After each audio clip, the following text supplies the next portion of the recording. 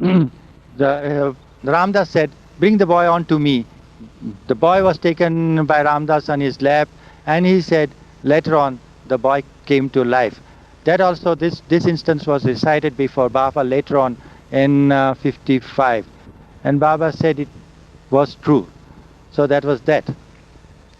Now, I'll tell you the meeting about with various Mandali people in the beginning. So I'll tell you, I met with Kohiyar and Rano and of course all ARH and Pain Men Mandali. I was reading and meeting them. They were telling me all the stories about Baba and recite. One day, my daughter Zareen had a great urge to meet Baba. And Zareen, I remember, was hardly 6 years old then. And she wanted to meet Baba. Now, it was a child's urge, and I took her to Baba's place. But then Baba would not sort of meet anyone. And I said, I told her, how could Baba meet you? Then she said, never mind. So we went, I remember, with the younger daughter also, Armati, taking in the pram car. We walked over there, and then Kohiyar came out, and Kohiyar said, look, these children have come. And she took Zareen. Zareen was taken inside the Baba house, and Baba took Zareen in his arms and took inside, and she was taken to the women Mandali inside. And Zareen then later on came very happy and jumping about, look what Baba has given me. And Baba had given her a very big shiny apple, and she was beaming and so happy, immensely happy meeting Baba. And Baba had kissed her and embraced her, and all this sort of thing must have happened inside. So that's one instance. And then there was Peter, and there was our Shiva. Peter was the favorite dog of Baba, and whenever we went by Baba's house in Satara, this Peter would come wagging his tail, playing about with children, and of course the Shiva was there, and Shiva would also neigh and feel happy to meet children. Children would go and caress Peter. They had the privilege to go and caress Shiva and kiss Shiva, Shiva's horse. And that was in Satara. That was all I can remember about. There are so many other stories, big and small affairs that I remember. I'll keep on telling you one by one. Now what should I forget? One day in Satara, a local man, he was a priest, got interested in meeting Baba.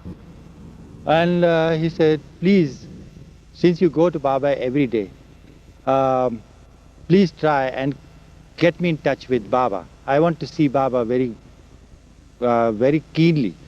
I conveyed the message to Baba. And Baba told me, look, I would meet him, but on condition that I will meet him in Bombay.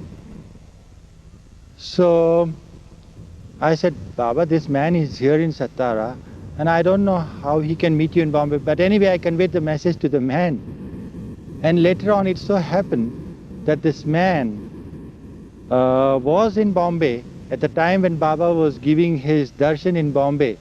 And I knew about the man being in Bombay.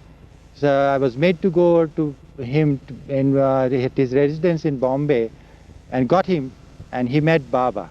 And he felt immensely happy. And he says, Baba is the avatar, and Baba is the God-man. And he said, I tell you on authority, because what Baba is. That's what the incidents I remember about in 55. Then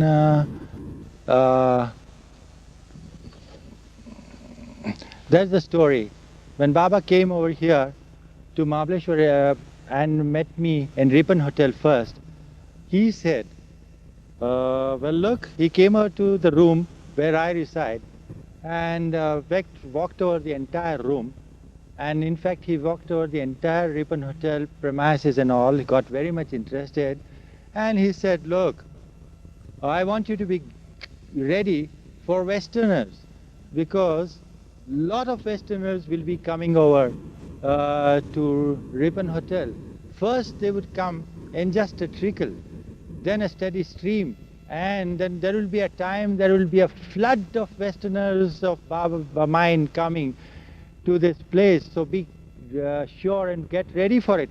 In fact, previously I brought out a tourist guide of Mahabaleshwar, and Baba knew about this book, and Baba said, get a new book printed and with a picture of mine in this book, so that all the Westerners coming over to Mahabaleshwar will be interested and looking at the book.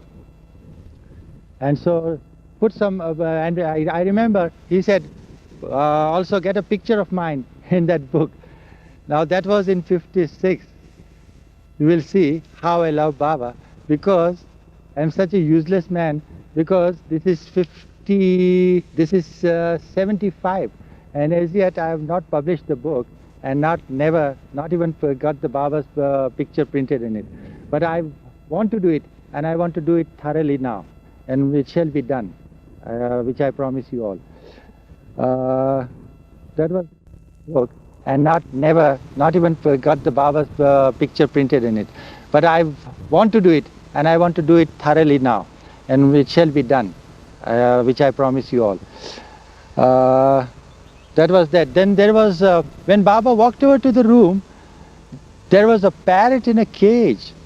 And I said, Baba, would you like me to get this parrot free?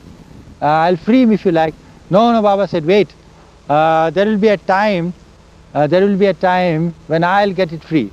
So one day, when the cage was being washed, the maidservant kept the door open, and the parrot flew off. This is a small story, but that's the fact.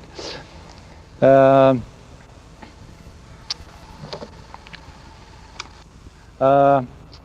was in Satara, and I got a letter from my brother, who then happened to be the military attaché in Tehran, Iran. And he said that his job was finished, and he would like me to say what I would like him to bring from Iran for him. So I was not interested in getting anything from Iran. But whereas Baba was there, I said, Baba, my brother is coming over from Iran. Would you like to get anything from Iran? He said, what would I like? The whole world is in my hands. Anyway, he says, I love pomegranates from Iran, and ask him to get lots of them for me.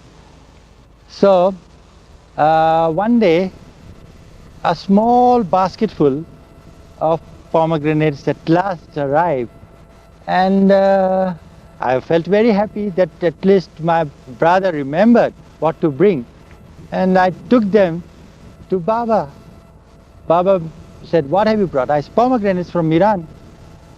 So few. And then Baba looked at the size and watched them. Baba didn't feel happy at all. Said, look, you better write to your brother that these pomegranates are not from Iran. These have been bought over from the boat after the boat left the outskirts of Iran. And he brought lots of them, a bag full of them in fact. And then he distributed quite a few of them to all his friends and relatives, and the remaining lot he has sent to me. I wrote to my brother, and after a few days I get the reply.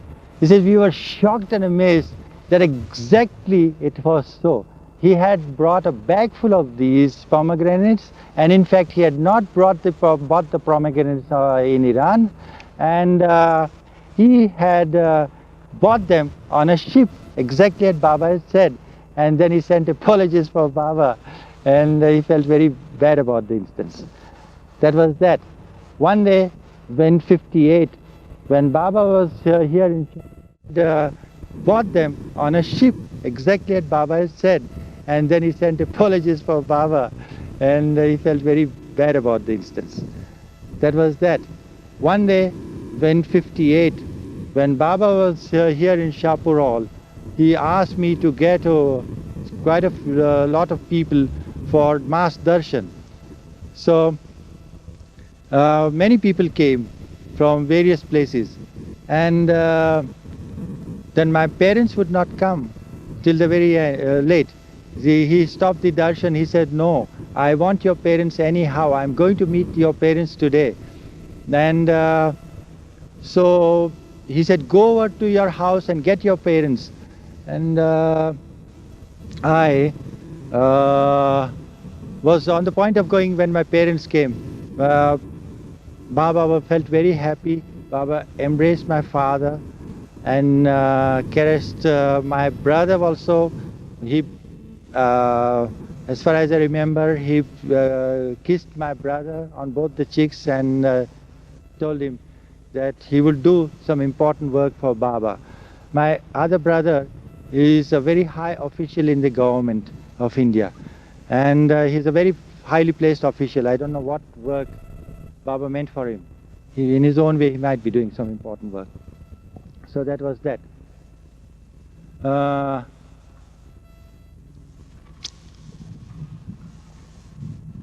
In Satara one day, Baba asked me to get all the Parsis of that town, because Baba wanted to meet them. And Parsis are, some of the Parsis are not very friendly to Baba. And I had to even bring the priest to Baba. But Baba may have desired it, and then I went round to all the houses of Parsis. There are few houses, hardly about 25 houses at that time. And I went round to all the Parsi houses, and they came over to Baba. They met Baba, and Baba told them about the sadra and the kasti. You know the sadra, the Parsis wear on, is the garment, sadra. And the kasti, the twine, which they wind round themselves around with on the sadra. So, at the time of saying these prayers, they take out the kasti every time, and then recite the prayer, and then re-put on the kasti. So Baba said, "Now look, you are reciting Zoroastrian prayers, and you are remembering God and all this sort of things, though in an innocent way. You don't know what the fire temple is meant, and you don't know the meaning of the fire. The real fire is within yourself, and the spark, the divine spark, is within yourselves. You kindle the spark, and there will be a flame, and incidentally there will be a whole huge fire in that. That is your own fire within yourself." That's what Baba said. And that is there will be a whole huge fire in that. That is your own fire within yourself. That's what Baba said.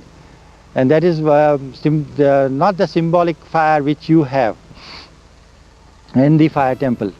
So that's that. What did the priest say to that? Priest made a very wry face about it, and he wouldn't just believe in that sort of a thing.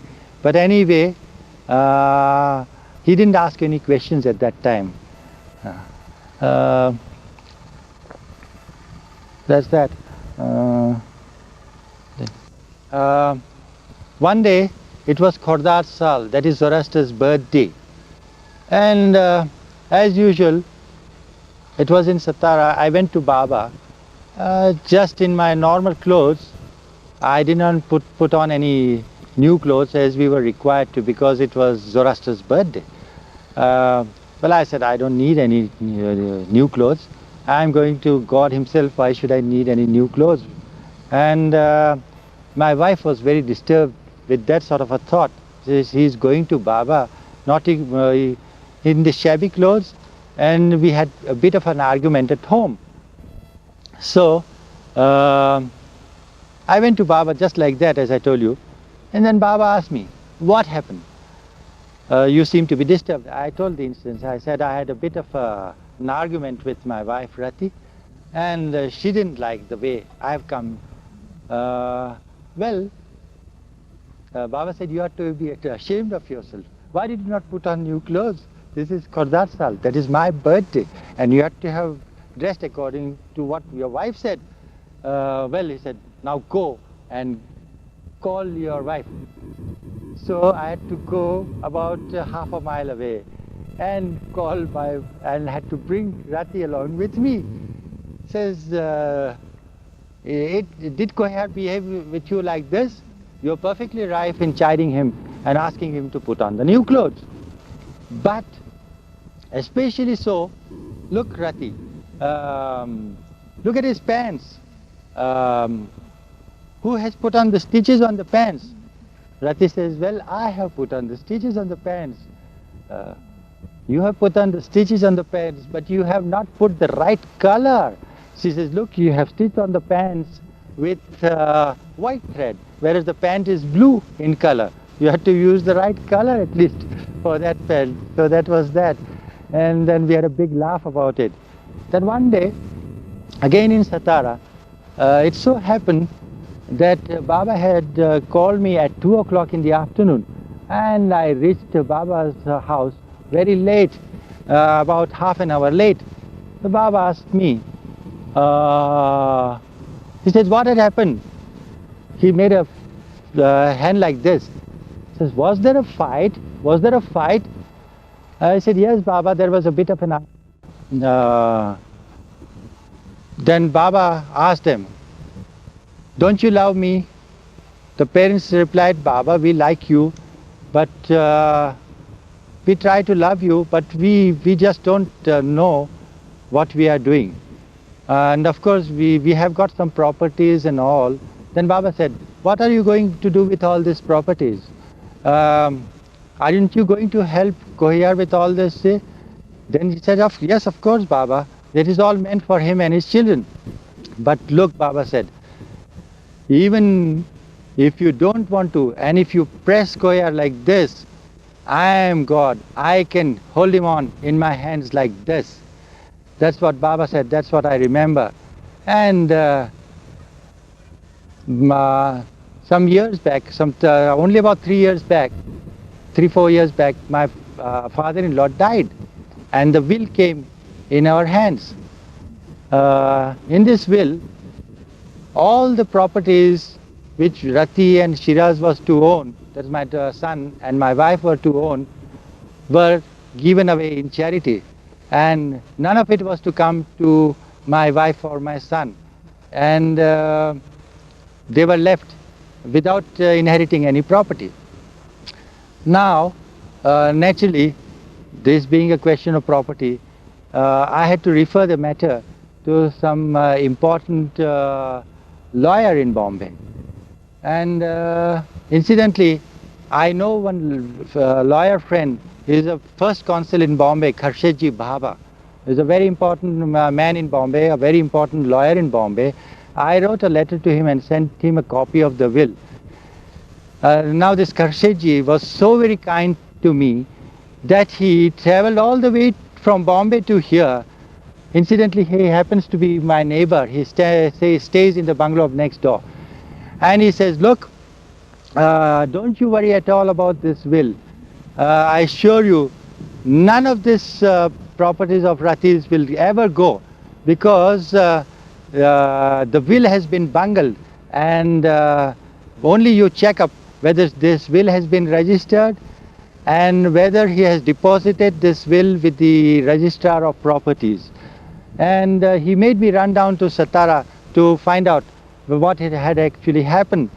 And I rushed to Satara and rushed back in the evening after finding out that the will was not registered. And under a certain section of the Charities Act, whenever a rich Parsi dies, he has got to make the will at least 2 years before his death, which was not so. And so the whole will was funked off. And Baba willed it that the entire property remains with my wife and in the Shiraz, and it remains in the family. So that's how it was. So I remember the challenge which Baba had put out to him, that even if you press them down, I am the man who can, I am God man who can hold the man in my hand. But the accident which occurred in 1956, I remember the date, 2nd of December 1956. It was a very gloomy day, overcast sky, and it was an eclipse of the sun day, and a very gloomy day indeed. And it was slightly drizzling also all day, here in Mahabaleshwar at least. And the next day, somebody wakes me up and says, early in the morning, so come on now, wake up. Baba has sent a message for you. He wants you to rush to Satara immediately. And the bus was leaving, and I had to rush to Satara. And what I find out was there was this huge accident in which Baba was injured, Nilu had dropped his body, Erich was injured, Pendu was injured very badly, and so I rushed to the hospital. I see Erich and Pendu in immense pain, and then I wanted to find out whereabouts of Baba. So somebody told me that Baba was in the Grafton bungalow. That was the Lady Mandley's quarters where Baba was residing. And I rushed there, but I was not allowed to meet Baba, but I see Bhau. And Bhau said Baba had instructed to check up who had come to inquire about him. Then I asked him how Baba was, and he told me how the accident was nasty, and how Baba had come full of blood and all that sort of thing. It was a very frightening and a very sad instance which I remember. And of course, from that time, Baba left of Satara, and I was not able to contact Baba for quite some time because he was rushed off to Pune, or I think where it was, I don't know. And of course, Erich and Pendu were hospitalized for a very, very long time. Later on, in 1958, when Baba was just able to walk about with the help of crutches or sticks, when he was here in Shapoor Hall, Baba evinced an interest in seeing that accident site. So he said, will you please take me to this accident site? And we drove over to the place where the accident had occurred, and I had to show him the exact spot where the accident had occurred. And Baba walked about a few spaces back and forth, and he walked about back and forth, and he says, I don't want to take a single step towards Satara. I don't know what it meant, but that was so. And connected with this very spot of this accident, there is a story that Baba, and he walked about back and forth, and he says, I don't want to take a single step towards Satara. I don't know what it meant, but that was so. And connected with this very spot of this accident, there is a story that Baba had played a cricket match between his Mandli and some of Baba lovers at just in front of that spot. That was in 55, and Baba had said this spot would come in prominence. At the time of the match, Baba had said this to someone, and I was not there at the time of the match, and Baba had told the Mandli about it, and the Mandli later on told me that that was so. And I think the accident made that spot very prominent, because after all it's a holy spot where Baba had dropped his blood. So that was in that story of the accident which I remember about. Then there is a story about obeying Baba. Baba had told me that to obey him thoroughly, and be ready for Baba's beck and call. And whenever Baba call, I should be running to Baba. So uh, I went, whenever I could, I went to Baba. I went in 54 Savas, I went in 55 Savas, I remained throughout there, helping with all the activities and looking to all the comforts of the Savasis. I was in kitchen department, I was supervising the washing of the utensils and the cleaning of the lavatories and all these bathrooms and things and that, what was provided for the Savasis, for the monthly and all. I had to look to that. And right in 54, 55, even in 58, then in 62 at Pune, I was in charge of group of some Baba lovers from Andhra, and I looked to their comforts and food and all that sort of arrangements. Now, in 65, Baba had his last gathering, East and West gathering, I think it was, and I was called. No, 62 I was there, but in 65 again I was called in first week of May. Now incidentally in 65, first week of May it was, and this Ripon Hotel was crowded with visitors. We had 100 and more visitors here, and I was required to look to their comforts and look to their food and all that sort of thing. So I just couldn't manage to go to Baba for quite some days. Then the first day went by, I couldn't go. I was very eager to go, but I couldn't go. The second day, the third day, and I just couldn't go. And I said, on the last day, I said, I must go, whatever it is, I want to go. The second day, the third day, and I just couldn't go.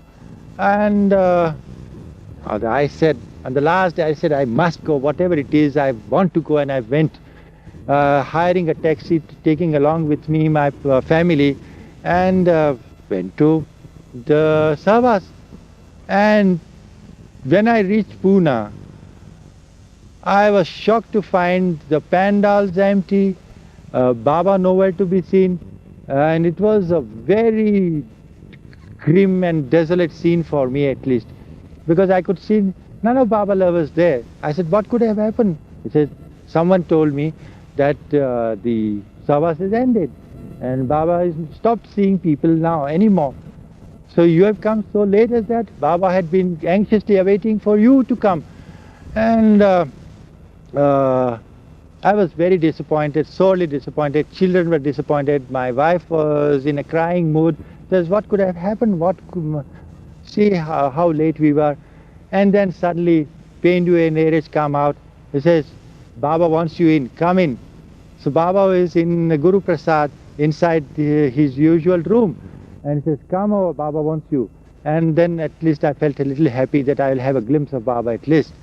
So we went in. Baba said, why did you not come?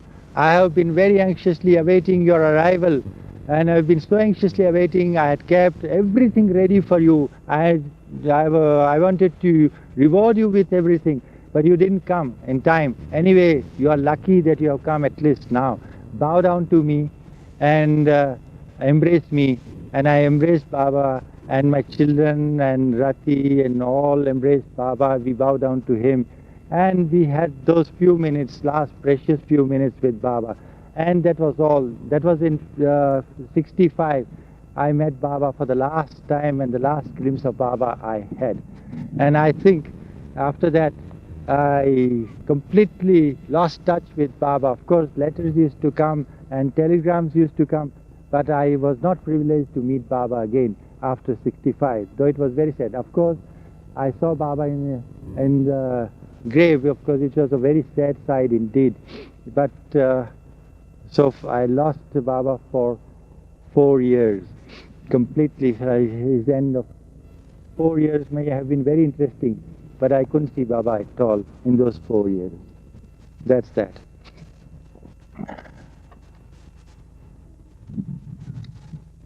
One day in Satara, Baba had asked for a Qawwali program. And Qawwal, that is a man who recites the Qawwalis, was sent for Pune, and Merji brought him along with him. And I don't know what happened on that day, but I remember something went wrong, and the men Mandli did something wrong, which Baba didn't like. On that day, but I remember something went wrong, and the men Mandli did something wrong, which Baba didn't like it. And this Qawwali was being recited in the Baba quarters and not in the men Mandli quarters. And the men, even I was there, were required to go to Baba's house and Baba's room and listen to the Qawwalis. So I don't know what wrong happened, I really myself don't know. But then Baba all of a sudden says, you have been very naughty, all of you today, and you have not behaved in the proper way, the way I like you to behave. And there was quite a bit of an argument between Adi and Baba, and I don't know what was going inside. And Baba looked in a very perturbed mood, in a very angry mood, and he says, now I want you all. I remember even there was Ramju Bhai, who was a very senior member of the Mandli, and Adi, and all of you, now you bow down here and rub your noses and repent for all what you have done. And I don't know what I was doing for and why I was rubbing my nose, but I was made to rub the nose there on the floor 3 times. So that was it was a very funny instance though. And that's that, for disobeying Baba perhaps. One day in 1955 Savas, Baba asked me to show off the sparrows from his hall, the main hall in Mehrabad, you know. And the sparrows were making a nuisance, making the nest of theirs right behind Baba's some of the pictures. So I was asked to show off those things, and they were very sort of adamant. They were not prepared to leave their nest, and they would not like their nest to be disturbed and all this sort of thing. So I was showing them off and trying to get their nests out of the behind the frames. So whilst I was doing this, in walks Erich and Baba. Says, what are you doing here? What are you supposed to do? I said, I'm showing off the sparrows according to your order, Baba. Says, what have you done? You have shooed off the flies, but at the same time you have disturbed the frames. Look at the frames you have done. You have just made them topsy-turvy. And Baba felt very annoyed on me. He said, now Erich, ask Kohiyar to pack off today only. And I felt very disturbed. I said, Baba, I've done something wrong, I'm sorry, but I didn't mean. Then Erich said, Baba, please pardon him. We asked him to do this, and that was that. That was that incident in 55, showing off the sparrows. What do you think the meaning of that was? Well, the thing is this, it happened to be Baba's, I remember the picture was Baba's, picture of the picture was in a very topsy-turvy condition, which Baba naturally did not like. Of course, I don't know what the meaning was about it, but then Baba may have said that I was in a very frolicking mood and not in a serious mood, and that was not the occasion for that sort of a mood, so which Baba didn't like.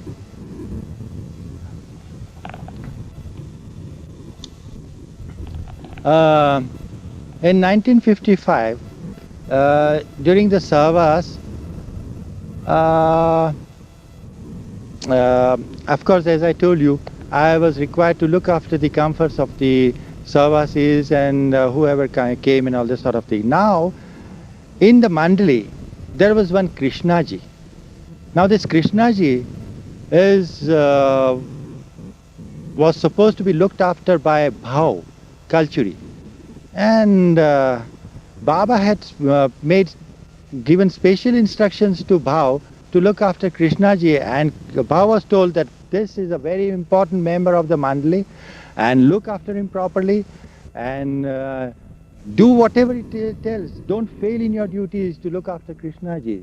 He is a very important person to me.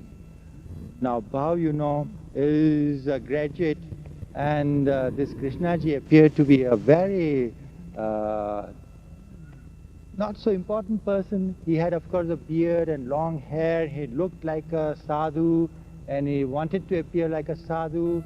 And it was at times Bhav felt very annoyed and amazed at why this sort of instructions should come out. So, this Krishnaji started giving vague orders. He says, now polish my slippers and do my bed. To Bhav he says, sweep my room, and all this sort of instructions went on. And then he gave instructions, and he said, bring my food and more sugar for my tea, and all this sort of instructions came on, sometimes so very annoying for Bhav and even degrading for Bhav. So one day Bhav and myself made a plan. He said, now this my name coincides with a very important doctor's name in Bombay. So Bhav and I made a plan how to stop him of eating more rice and taking more sugar. So I borrowed Dr. Donkin's stethoscope and his blood pressure instrument and whatnot, and all this torch and all this sort of things. And Bhav went to her, Krishnaji, this happens to be the famous doctor from Bombay, and would you like yourself to go get examined from? Oh yes, he said, why not? He says, tell this doctor everything about your ailments. So I made a pretense of it, and he says, tell this doctor everything about your ailments. So I made a pretense of it, and I said, look, Krishnaji, take out your tongue. He takes out a big, huge tongue like this, and then I said, let me feel your pulse. Look, I said, you need a thorough checking, Krishnaji. And well, I said, but you know, this is Baba's service and this is not the right time for it. I should better take you to Bombay in my clinic and get you thoroughly examined, where your stools and urine and blood and everything should be properly thoroughly examined. He says, no, yes, you are such an important doctor, and I have heard of you so much that you better tell me right now what is wrong with me. Now, so I start with his blood pressure. I said, now come on, let me take your blood pressure.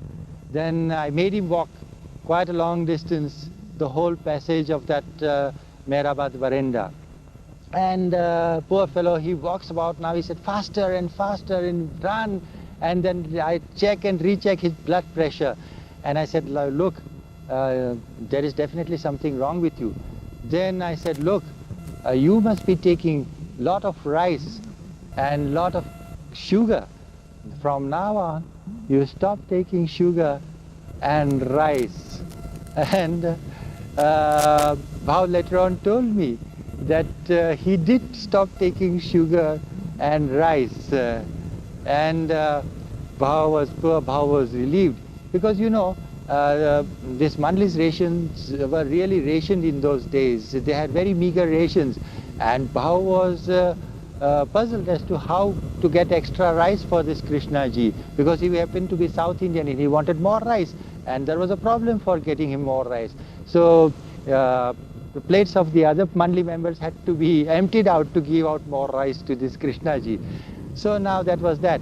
But now, coming to this instance, I want to tell you that Krishnaji was moving about with us and moving about with Baba and all that sort of things. But one day, his behavior became so annoying even to Baba, and somehow Baba came to know about this Krishnaji giving trouble to Bhav and making poor Bhav, make him sweep floors and polish his shoes and wash his utensils and all that sort of menial jobs. So one day Baba called Bhau and said, I hear that you are doing all these menial jobs for Krishnaji. What do you mean? I said, Baba, it was your instructions and I am doing it. He says, no more of this now. Stop. Do you know who you are? This man, now you stop all this. And he called this Krishnaji. Is it true that you are making poor Bhav do all these duties for you? He said, yes, Krishnaji. Now, Baba told Krishnaji, now it's enough. Enough of that you are making poor Bhav do all these duties for you? He said, yes, Krishnaji. Now, Baba told Krishnaji, now it's enough. Enough of your tomfoolery. I don't want anything of you and I don't want you see your face anymore. You get out as you are from this mandali. And he says, Baba, I have not washed my clothes and the clothes are wet. And how could I leave without my clothes getting dry? Baba said, this very minute you must clear out in this very state. So the poor fellow was made to clear out of the mandali quarters without bath and all this. And in those dripping clothes, he was made to go out of the mandali quarters. And that's that. Now, why I tell you this Krishnaji story is this. Now this very Krishnaji is in the States and he is posing as a very important master by himself. He has got his own following and he poses as the divine master. I don't know what it is, but that is that. Now that was the Krishnaji what we know of. And he had made a nuisance of himself in Delhi also, where he had committed some wrong things, where he was sent by Baba to do some Baba work. And avoiding Baba work, he has posed himself as a very important person and connected with Baba. He was asking people to bow down to him and he was giving prasad to so many people and all that sort of thing, which of course Baba came to know of, and Baba specially sent Kumar of Dehradun to see what was being done. Then he had come in contact with Krishnaji had come in contact with some woman, and that Kumar came to know about it, and Kumar incidentally got them married in Delhi. So that was that. Now this Krishnaji, as I told you, is in the States and is posing as master by himself, and he has got a group of his own people there. So that's that. Now that comes to me. That was in 55 when Baba was in seclusion, and one day, even in very strict seclusion, one day Eresh tells me that Baba had wanted me to go and meet him in his seclusion all by myself, and where nobody would be there but Eresh and myself. So the Baba asked me, have you done anything wrong? Have you ever committed a theft? Have you, tell me frankly, now here you are before me, tell me frankly. So I said, Baba, I don't remember of anything, but then there were some instances of misbehavior, and which I told Baba, and Baba got very annoyed with my misbehavior. Instances of misbehavior, and which I told Baba, and Baba got very annoyed with my misbehavior, and he says, now you get out of this place immediately. Then he says, no, first call Gustaji. And poor Gustaji was called to the place, and Gustaji was told my misbehavior and what my previous life was, how I was behaving badly and all this sort of thing, because I was black sheep of the family and I was involved in so many things. And I remember that I had not committed a theft, but I had bought a camera which was either misplaced by someone or had been taken by someone by wrong means, and which I had bought, which I ought not to have bought. And I had told Baba about it. Baba got very annoyed about this, and he says, then Gustaji says, never mind, pardon him, and I was pardoned and taken back in the Mandli. And of course, Baba said, forget the instance and all this sort of thing. And later on, of course, I was called, as you know, in 55 and 58 Savas and 62 Savas and all the Savasis, of course. So that was that. Talking about Gustaji, one day, you know, Gustaji was very fond of collecting cigarette papers and matches, thrown away covers and all this sort of things, and bidi and all. He was collecting all these sort of things and laying them neatly by his bedside. So one day I slyly walked in his room and I said, this is what Gustaji is interested in. And so one day I get thrown away battery cells, some 3 or 4 battery cells, and which was incidentally Gustaji was interested in. So I slyly keep those cells by his bedside and walk away. That very afternoon, Baba called me. He says, today, of course, nobody was there, nobody was watching there, and I don't know how Baba found out. And he says, Baba says, today you have given your debts to Baba, or debts to Gustaji. You have wiped out your debts with Gustaji, and you have given away back what you owed to him. I don't know what it meant, but it was there. That was that. That's the story of Gustaji.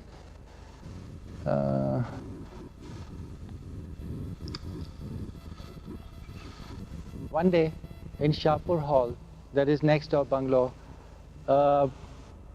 Baba handed me over God Speaks. He says, read it. I brought the book to my house and started reading the book.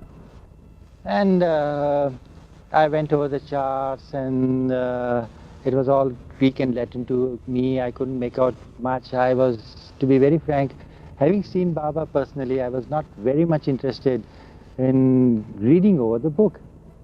After a few days, Baba said, what about God Speaks? Have you read the book? And how have you understood it? Baba, I said, I have not understood anything of it. I went over the first few pages and the charts, and it was all Greek and Latin to me. So Baba said, that's that, forget about it. And don't read any more of my God Speaks or other books in which you are not interested. But you know who I am. Of course, I said, Baba, I know. And that's that. Baba then again embraced me, and that's that. One day, this visit of Baba, this in 58, coincided with Good Friday. And I remember just next door, in our compounds below, there are missionary bungalows. And right below Shapoor Hall, there is a church. And so these missionaries come over to Baba's bungalow and the hill nearby. And early in the morning, there is a service. And that's the service, there's this sermon on the mount going on. And Baba watching it. And Baba smiling and saying, they don't know who is watching this.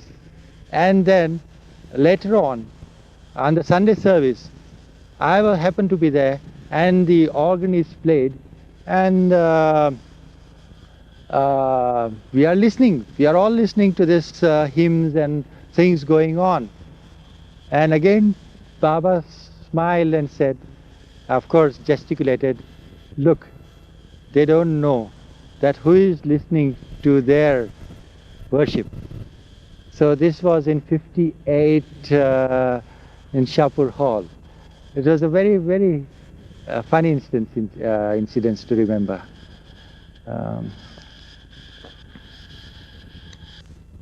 Now, one day in Satara, Baba told me that, told us all, in fact, that there will be first manifestation of Shivaji. I don't know why he said that. And you would see statues of Shivaji in every town of Maharashtra, In everywhere, even throughout India, you would see Shivaji statues. And then, 20 years hence from that date, you would see my pictures everywhere. You would see pictures of Meher Baba on stamps. You would see pictures of Meher Baba on matchstick labels, bidi labels, and every shop will have Meher Baba's pictures. And so much to say that even you would see my pictures even in the gutters, and you would be disgusted to see Baba on stamps. You would see pictures of Meher Baba on matchstick labels, bidi labels, and every shop will have Meher Baba's pictures. And so much to say that even you would see my pictures even in the gutters, and you would be disgusted to say my pictures in the gutters also. People also now they would be touched. You would be touched to see my pictures being spit on, etc. But that will be the time when my real manifestation comes. That's what he told us. Now, after Baba's visit here in '56, Baba had sent me some of his books, and some of his pamphlets were being sent from all over the other centers to be kept over here. And so according to Baba's instructions, I had kept over Baba's pictures and Baba's pamphlets and photographs and all to be taken away by the visitors here, which I was following for quite some time. But one day I see a lady just tearing off one of Baba's pictures, innocently, not knowing what it was, of course, and then cleaning some dirt with it. And I was so annoyed with that instance.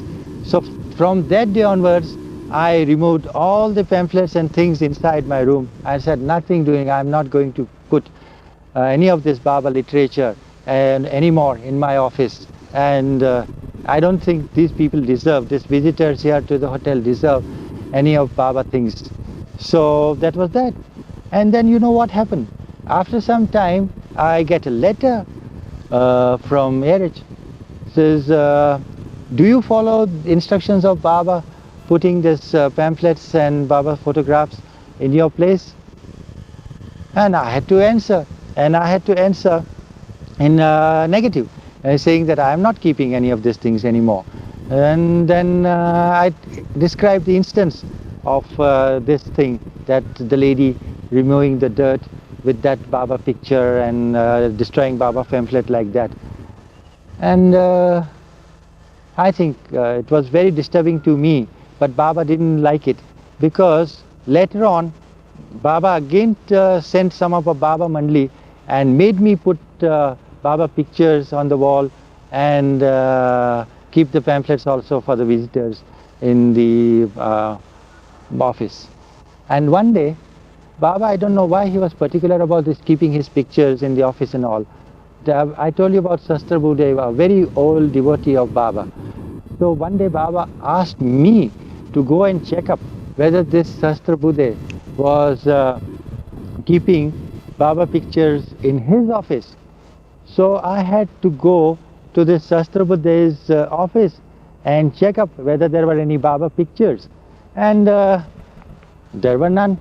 And I had to come and tell Baba that Sastra Buddha's office and check up whether there were any Baba pictures. And there were none. And I had to come and tell Baba that there are no Baba pictures at this Sastra Buddha's place. And Baba felt very disturbed with this thought. I don't know what it meant. Then one day I was asked by Baba to go over to the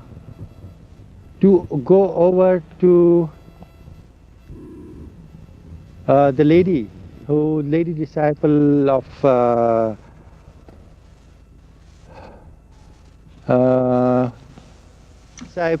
Upasni Maharaj, Godavari Mai. and she was here residing in Mahabaleshwar somewhere, and I had to go over and give a message of Baba to her, which of course I gave, and she gave me some prasad, and I came and told back her message to Baba. I don't remember what it was about, but it was that. But I tell you about this Godavari Bai because something very important happened here in this Ripon Hotel. And my uncle, who was an old man, somehow got contact with this lady, and she was invited to this Ripon Hotel in his room, and he asked me to come and welcome her, so and get prepared with her. Now there were Baba's instructions to me not to come in contact with any masters or any saints, and I remember that instructions very well. So remembering this instance, this instructions to me, I said I would not come. My uncle was very much disturbed. He says, I have now called her, and you have got to go and welcome her. I said, I won't come, but I will send my wife if you like. So I sent my wife along to my uncle's room, the next room there. And this lady comes along, and my uncle insisted, now you have got to come. What's the matter? You should at least come and respect her for a minute or so, and then walk out if you like. Now I was saying, yes, at least there is no harm in giving her respect. So I went along and walked up the few steps, and I take the steps one by one, and suddenly there was a big wham or an explosion sort of noise. I couldn't understand what it was and what the bang was about, but I said it is a warning from Baba, and I retraced my steps back and sat down in my room, and I didn't go to greet the lady. That was that. The very same year, and what the bang was about, but I said it is a warning from Baba, and I retraced my steps back and sat down in my room, and I didn't go to greet the lady. That was that. The very same year, and the same month perhaps, there was another instance. There was another saint coming from North India. He was connected somehow with the building owner, and as this man has an ashram in Pune, he wanted some of the materials of this building which were lying unused for his own ashram, and my cousin had sold these things to him. So in that connection he was coming, and the saint from north was well revered there, and I said better not come in contact with him, as Baba had warned me. But he drove here in his station wagon, and I said since he has come over here, I should go and greet him. So I was going out to greet him, but at that very minute a huge dust storm occurred, and a very nasty dust storm occurred in between me and his vehicle, and the saint himself said, go back, and I had to go back and sit inside my room. These were the two instances, and which were clear warnings to me to avoid other saints and other masters. So that was that. Now I shall tell you one instance of Baba's chair, which was the chair which my wife owned. And when Baba visited Mahabaleshwar and resided at the Shapoor Hall, Baba was not comfortable in any of the chairs which were there in that bungalow at that time. So Baba asked me, can you send a nice chair for me? So I thought of that chair, and we took the chair for Baba's use. It was recently painted, and the paint was wet. And Baba started using the chair, and he liked it very much. That chair was very comfortable, one of those cane chair type. And so much so that in spite of the wet paint, Baba used it on and on. And some of the paint stuck on to his coat, and he said, "Look what you have done. You have given not only the chair to me, but some of the paint at my back on my shirt." And that was that. Then after that, Baba of course left, and the chair was brought back here. And later on, for children's education, my wife had to go down to Pune to get them their schooling. And in our Pune house, we also took this chair along. And when we took this chair along, the house, we also took this chair along. And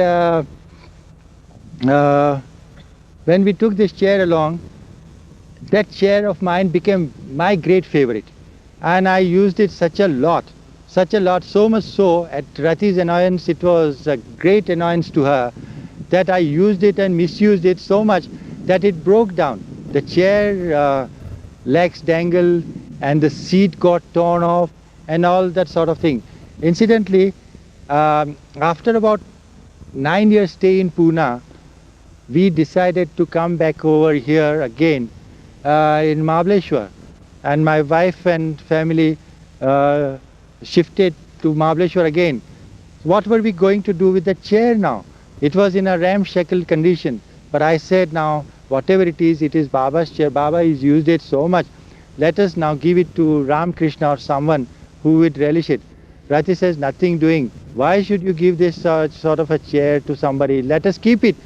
So what I did it, instead of keeping it, I said, nothing doing. Let me destroy this chair. And you know, what occurred to me, I sort of burned the chair. I said, nobody should use it now on. And I burned the chair. But it was such a bitter lesson to me that after that, a very nasty instance occurred. Where we stored up all the luggage and all the precious things of my wife and my children. There were one truckload of them. Everything so precious to her. She had some beautiful saris. They were worth a fortune. And all our utensils and things and whatnot were stored up in the hall up on the top. So now, one day, on the 2nd of August, 1968, I remember the date, a huge fire occurs in that hall. And in that hall, everything gets destroyed. Everything that we had brought back from Pune. And as I told you, very, very valuable. In that, very many Baba articles had gone. Very many of Baba letters, very precious letters from Meerut, where there were precious instructions to me. Very lovely pictures of Baba. And everything had gone. It was heartbreaking to us all indeed. But that was that. In that fire, we lost everything. Except, as I've shown you this morning, some of 2 or 3 pictures of Baba remain, and they didn't get burnt up in that fire. And one garland of Baba, which my daughter Zareen had brought over from Pimpalgaon, and which didn't get burnt, which I have shown you, which remained very, very precious to us.